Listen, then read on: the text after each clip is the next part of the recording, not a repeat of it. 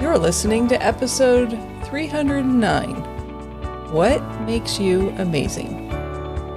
Welcome to Transforming Missions Podcast, providing you with insights and resources you need to lead a movement of Jesus followers. This isn't an episode on humility, is it? No, it's not. What makes you amazing may sound like a bold question, even a forward question. It might even sound like an arrogant question, but it's really a question of your strengths and a focus on being and becoming who God created you to be. Yeah, I like that. What would happen if you understood what you were really great at doing and lived that out as a disciple of Jesus? What might happen if you showed others the love of God that you know in Jesus by being authentically you? That's what we're talking about, isn't it?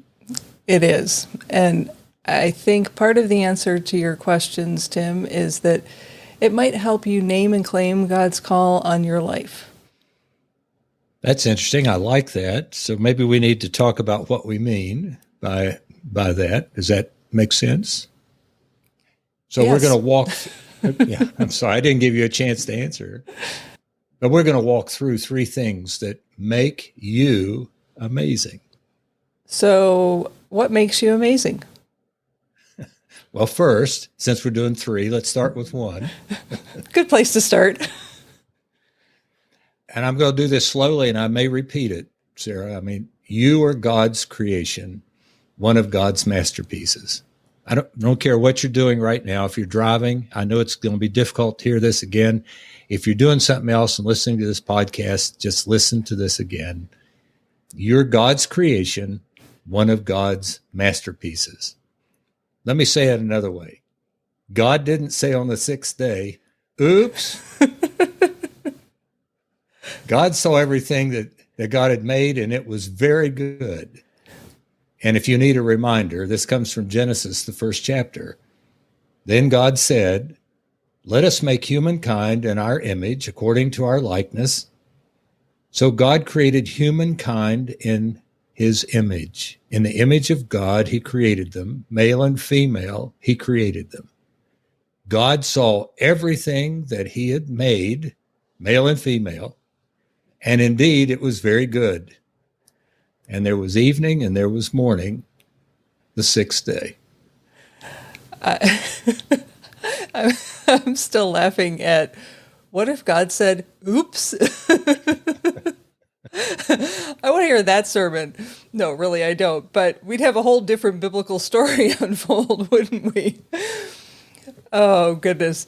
But seriously, when I come alongside teams and individuals using Gallup's CliftonStrengths tool, and we start to have these conversations, it's like a mirror is being held up to them, and they see what is right with them, and they see what is good about who they are and who God is inviting them to be, and they begin to see their contribution to a team or a task that they've been asked to do or participate on, and it's like, oh, wow, thank you for helping me see and be who I am. And the comment that I have heard most recently over and over again is, I feel so seen. Actually, that's who we are as human beings, I think. I mean, each one of us needs to be nurtured and reminded of what is good and right about who we are. So can you give us an example of what you mean when you say people see what's right with them? Sure. So there are 34 CliftonStrengths themes, and each of the themes points to a person's greatest potential, hear me say that clearly, greatest potential for success or impact. It doesn't matter what strengths are in your top 10. It doesn't matter what you see on your list at the top. Every single one of them is a strength. They're all good. They might be different than the person sitting next to you or different from my strengths, but they're all good. So they wouldn't be called strengths if they weren't good. So Sarah, you always have me thinking. So what I'm thinking is we can't be reminded enough about what is good and right, about each of us as individuals, can't we? No, because, and I could talk about this for days. I think we think that people already know these things and see these things about themselves. And the reality is, most of us, the things that are so unique and special about us, we don't recognize. Other people see them in us, but there's so much a part of who we are, we don't even notice them. So no, we can't hear it enough. What's the second reminder? So the second reminder builds on the first, and it's that you are uniquely and intricately made. You want to share the scripture that goes along with that one? Yes, this comes from Psalm 139. It starts at verse 13. For it was you who made my inward parts. You knit me together in my mother's womb. I praise you, for I am fearfully and wonderfully made. Wonderful are your works that I know very well. My frame was not hidden from you, and when I was being made in secret, intricately woven in the depths of the earth, your eyes beheld my unformed substance. In your book were written all the days that were formed for me, when none of them as yet existed. A wonderful reminder that we're uniquely and intricately made. So let's go back to CliftonStrengths. There are 34 themes. And when we say you're uniquely and intricately made, here's what I want to offer to you. Similar to your fingerprint, the sequence of your themes are unique to you. The odds that someone has the same 5 signature themes in the same order as you at the top of their list is 1 in 33 million. So if that doesn't say you're unique, what makes you amazing is there is a unique contribution that you can make to a team. And it's likely that there's no one else around you. With a statistic like 1 in 33 million, there's no one else around you that can make that contribution. So why do I say it that way? Because let me say it again. There is a 1 in 33 million chance someone has your strengths in the same sequence as you. As I think about that, I'm a bit speechless. That is amazing in itself. The question seems to be, do you embrace and live into your unique abilities, or do you try to be someone you're not? Oh, now you're jumping onto the hypocrite, the play actor scripture. We won't go down that rabbit hole. What I'm pointing to is this. CliftonStrengths gives us the language of what is unique about each one of us. Our roles as leaders are to understand the unique ways that God has wired both ourselves and the people that we're leading, and then to free the people up that we're leading to be who God created them to be. But you're not saying we don't have expectations. No, not at all. I'm saying be clear on the expectations and create the space for people to care for those expectations based on their strengths, their talents. Okay, ready for this part? Not on yours. Did I just say that out loud? Yes, I did. It's not about people complying to your strengths as a leader. Your strengths are how you go about doing things. The people that you're leading have strengths too. It's how they're going to go about doing things. And so when I said the comment that I have heard most often is, I feel so seen, part of what I heard in that is there were people around them that were trying to force them to do things in a different way, asking them to do things in a different way than they're naturally wired to do. So our job as a leader is to understand what are people's strengths and then allow them to run with it. If the expectation, since we're recording a podcast, is to record a podcast, Sarah and Tim are going to do that differently than anybody else based on our strengths. You free people up to do that. You might do a podcast too, but how you go about doing it is going to be different than the way that we go about doing it because we have different strengths. And even our top strength, and we've talked about this before, our top strength's the same, but the way that it plays out differently based on our other strengths. Again, I'm speechless. We've had two reminders, but there's a third one. What's the third reminder? And you probably already guessed, this one builds on the first two. Your unique talents and abilities are there for God's purpose. It's only when we're each offering and living into our purpose and sharing our talents that we see truly how amazing a team can be. So, Sarah, let me say back to you what I think I just heard you say, and it may be, well, let's just do it this way. You're created by God with unique abilities and talents for God's purpose. You have been gifted and talent and given the strengths for God's purposes. That's it. And I think that you have a scripture that might remind us of that one too. Yes, this comes from Paul's letter to the Romans, the 12th chapter, and beginning at the 14th verse. For the body itself is not made up of only one part, but of many parts. If the foot were to say, because I'm not a hand, I don't belong to the body, that would not keep it from being part of the body. And if the ear were to say, because I'm not an eye, I don't belong to the body, that wouldn't keep it from being part of the body. If the whole body were just an eye, how could it hear? And if it were only an ear, how could it smell? As it is, however, God put every different part in the body just as he wanted it to be. There would not be a body if it were only one part. And as it is, there are many parts, but one body. All of you are Christ's body, and each one is a part of it. So my mind was running ahead of me, Sarah, as I was reading that. Is it fair to say that CliftonStrengths gives us language to understand what part of the body we are and how we can best contribute to God's mission, God's purposes? That's really where we are. I think I've heard you say that, but I was thinking of that while I was reading that scripture.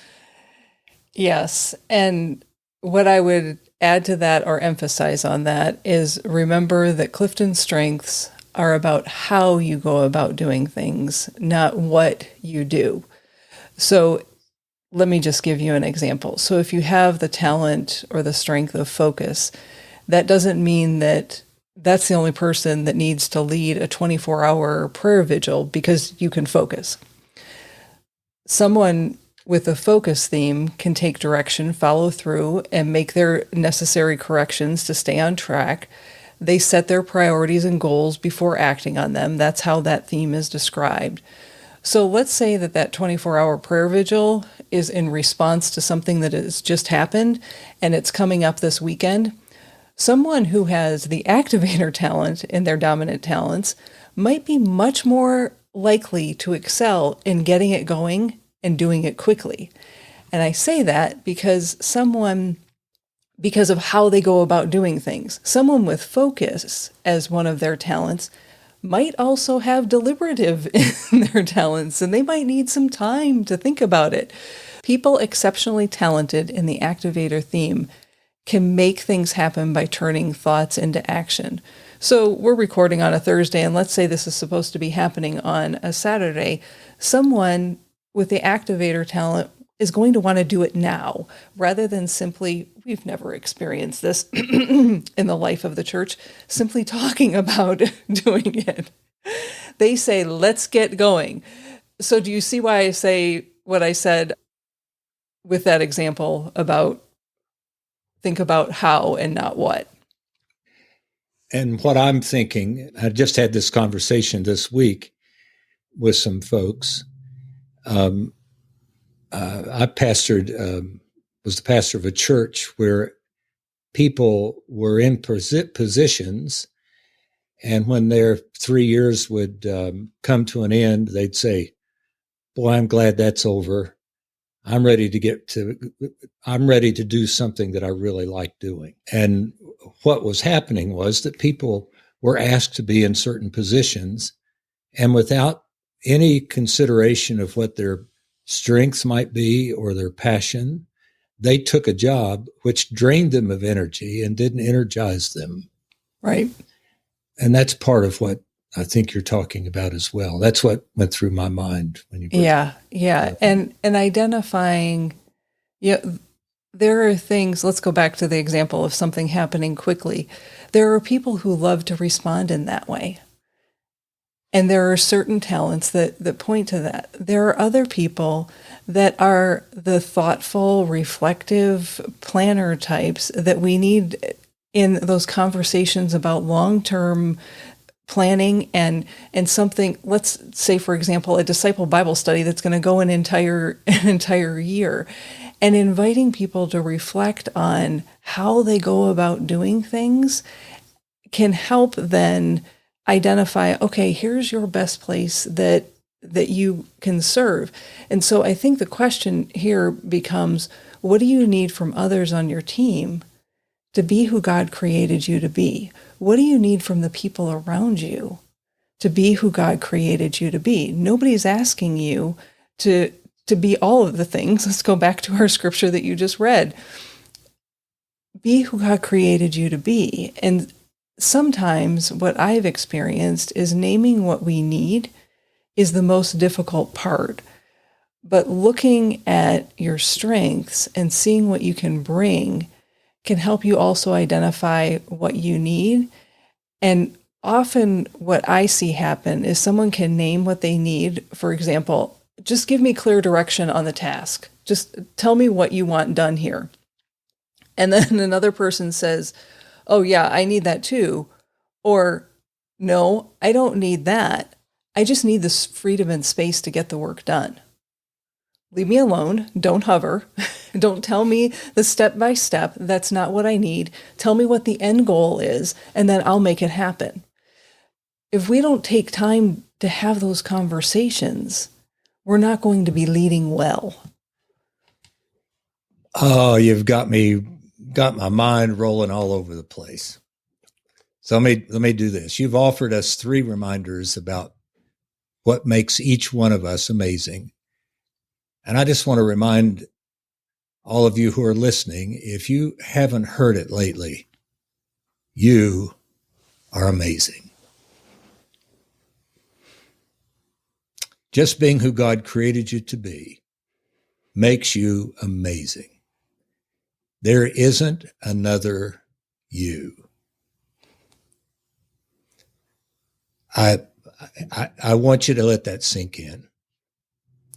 Now, I didn't start with that thought, but Sarah, you've helped me come to the place of understanding, and even though you don't say it this way, is that all the people around me, if they're amazing and they're created to be who they're to be, then they have something that helps me become more who I'm supposed to be.